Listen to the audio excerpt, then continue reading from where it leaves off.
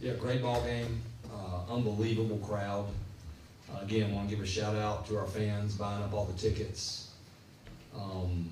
You know, that's as good as atmosphere as we've had 2 nights in a row at the Bosch, and I expect it to be like that again on Sunday night. We've been blessed with beautiful weather. Obviously, this guy beside me gets a ton of attention for a reason. I want to start with the way we pitched. That's the backbone of every baseball game. If you pitch, you're going to have a chance to win. I thought Shea was outstanding. Their guy was outstanding. He's probably a first rounder. 1 walk, 11 strikeouts. Holman's good. Opponents are hitting 167 against them. Big double plays we turned. Obviously, we got one on the interference. Ben Peterson got a big one with Tommy White, and then Dalton Pence has really worked this week on his all-speed. He went out there live on Monday. All he threw was probably change-ups and cutters to have it when he needed it. I thought he pitched really well. We played great defense. Gavin made some unbelievable plays at third base. And fitting for this team, too, to have Johnny Castagnozzi in there at the end to catch that ball. Obviously, we're not done yet, but I told Johnny and Andy and these guys and Alvarez, we're in the position we're in because we got guys that, you know, it's hard if you're not playing and you played a lot. That's difficult, but you choose to take the right road and you do what you're supposed to do. It helps the whole team. And then obviously Vance, you know, that was a huge swing of the bat for us, a no-doubter. Just an electric player that we're fortunate to have here, and then another big swing of the bat. And then we manufactured some runs late. The last thing I'll say too is it won't go in the box score, but that bump for a hit by Madera, being able to do that, you know, got Vance, I believe, that inning to the plate. So those things are important. We don't have anything to celebrate yet, but that was a good ball game between 2 just powerhouse baseball programs. So we'll take that win, move on, and get ready for tomorrow night. All right, there's no questions for everybody, but please raise your hand. Michael. Vance, baseball guys like to talk about the third time through the order, the third time facing a pitcher. It was your third time facing Holman when you hit the 3-run home run. Was that just a function of you getting more comfortable with the stuff that he was throwing? Yeah, probably. He got me the first 2 times, and I wasn't on the fastball, so I went up there, just committed to the fastball, and got one. Vance, how do you stay engaged when you're trying to endure a slump and break out of it? Yeah, I think Casey told me the inning before, like, just have fun. Probably wasn't doing the best of that at this time of the year, which probably pressed a little bit. So, you know, just a reminder right then, just to kind of, you know, soak it in and just try to have fun. Kind of on that slump, I think going back to the first game over here, I guess getting out of the slump, how big are those 2 days for you moving forward throughout the rest of the week? Yeah, I guess for confidence they're big. I had no idea prior, so just staying with the process, just being where your feet are and just taking it day by day. For Shea and Dalton, what did you guys do to slow down the Tigers' offense today? What was the approach? I think just going at them with our best stuff.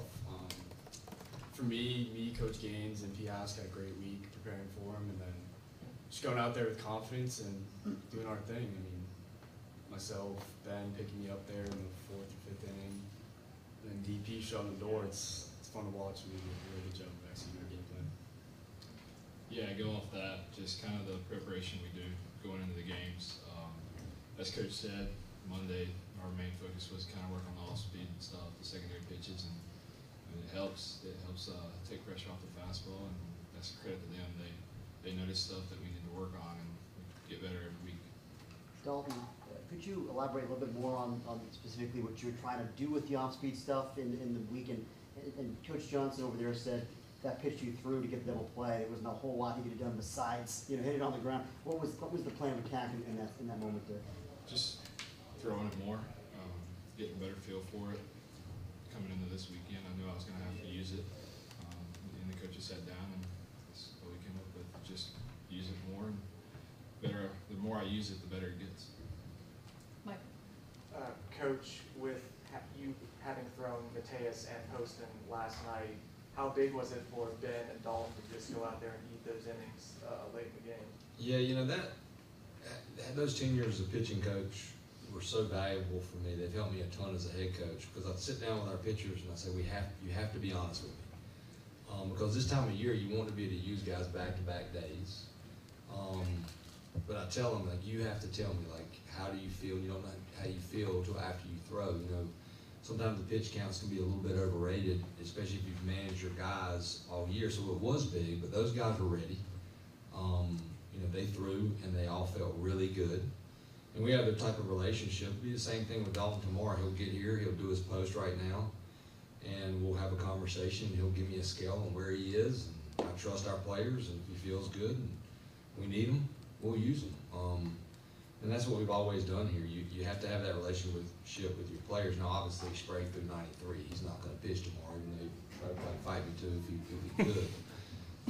But that's where it comes from. But it does help. You know, those guys got that day. We didn't get them hot in the bullpen. And that stuff adds up for sure. Shay, just the double plays, 3 of them, the defense, anything that they got, they hit at somebody, it seemed like, and the defense played really well for you. Just kind of confidence does that give for a guy out there? Oh, it's insane. I mean, me and Coach Gaines were talking in the bullpen before the game. Coach Gaines like, you just got to go in there and it's one-on-one. I told Coach Gaines it's 9-on-1.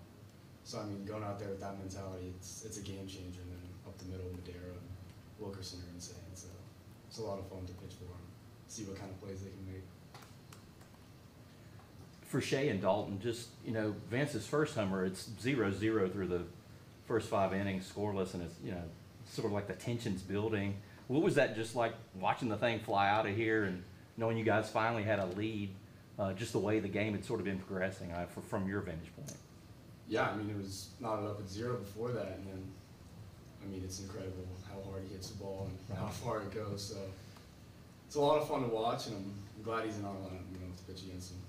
Yeah, I'll add into that. I didn't know he was in a slump because I didn't think he was. He still got on base, and he got a huge hit against Wake Forest. So the last person that was worried about was me. I was just like, okay, he'll do something electric here, and that was fun to see, because that was a no doubter for sure. Yeah. Vance did, I'm sorry. Yeah, front, and then. How important of a moment was Vance's second home run in the 7th, especially when considering, you know, you strand the bases loaded there at the top of the inning? I thought it was huge. He was about to have a really quick inning. They had the momentum, you know, after they scored those 2, or somewhat of the momentum. And then you got, was it 0-2? 0-2, and then boom, like just a bazooka over the net, I think, where it knocked the net down. And that's deflating, because you're trying to, if you score, you think how important, I know that shutdown inning is defensively, and I thought that really gave us all the momentum back. Yeah, on that note, Vance, did you notice Luke change anything on that second home run, or was it kind of the same thing as the first one? Not necessarily. He just left it a little bit over the plate, and I think, you know, I was just fortunate to get a pretty good pitch to hit. You know, the first one, I think I fouled off a slider right before that. Kind of pulled off a little bit, similar location, but stayed down. Scott, you guys get to play for a regional championship tomorrow. What's the message going in? Does it change at all with it being a trophy game, or how do you approach that? You know, the message is the same as been all year. We've really dove into, as these guys say, King Saban's approach the whole season. But I think it works. I used it way back as a pitching coach, the importance of being process-oriented. And I told the guys, I don't want to hear anybody say one more. That gets you in trouble. Keep your eyes forward, you get that sleep, and you come out here and you play. And you just, and after 27 outs, you know, if you do that, you got a pretty good chance to win. So that'll be our approach, the same it always is. And we'll treat it like a weekend series, and we're trying to get that 3rd game tomorrow. Coach, you've talked all year about your team, and they'll play 27 outs. How do you think today's game and yesterday's game, when they came alive in those final innings, really exemplified that?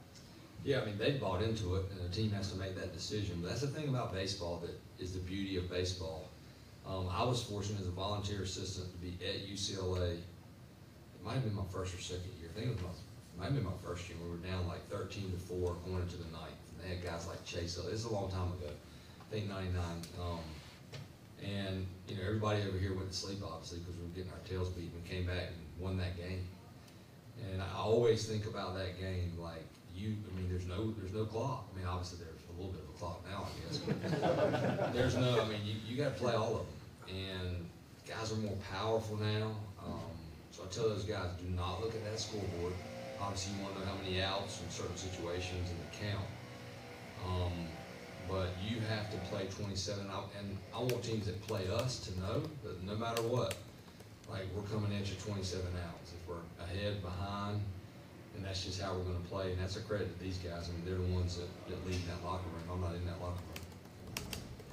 Coach, what is the game planning and scouting process in terms of tomorrow night when you don't know which team you're playing against? Do you kind of have two plans set in place and just kind of roll with that? Yeah, our coaches are unbelievable.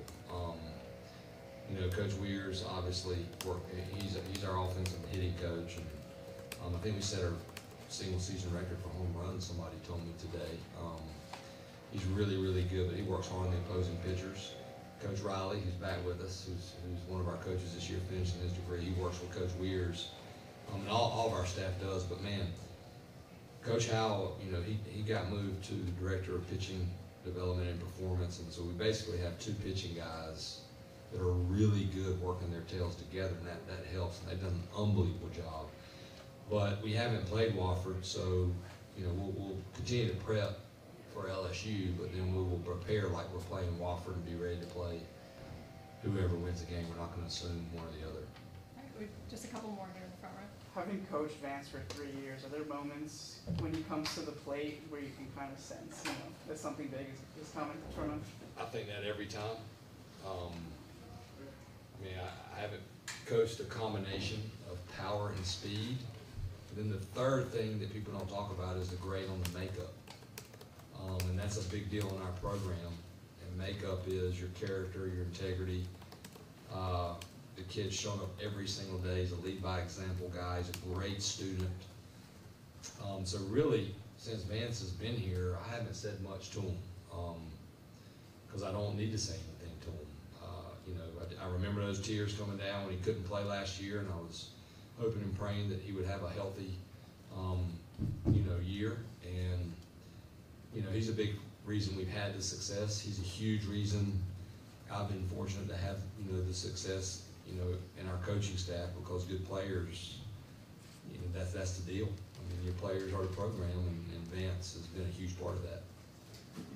I assume it'll be 80 tomorrow night. What are the challenges for him? He's only pitched about an inning in the last 2 weeks. And then also, what does your bullpen look like tomorrow night? Everybody be ready to go unless they tell me they're not. And Hal, you know, he's been good. He's been good for us. He's been good in that third starter role when we lost Boaz, unfortunately.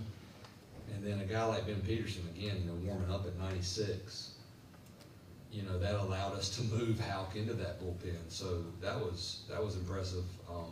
But he'll be ready. You know, I don't think there are any challenges. You know, he'll have the normal, hey, I'm pitching in a regional, but after a couple pitches, that stuff goes away. We talk about it all the time, how much more B. Riley was hilarious talking about the difference in being a coach and being a player. Because as a player, after the first pitch, you just play. But as a coach, it's a different lens. He's figuring that out.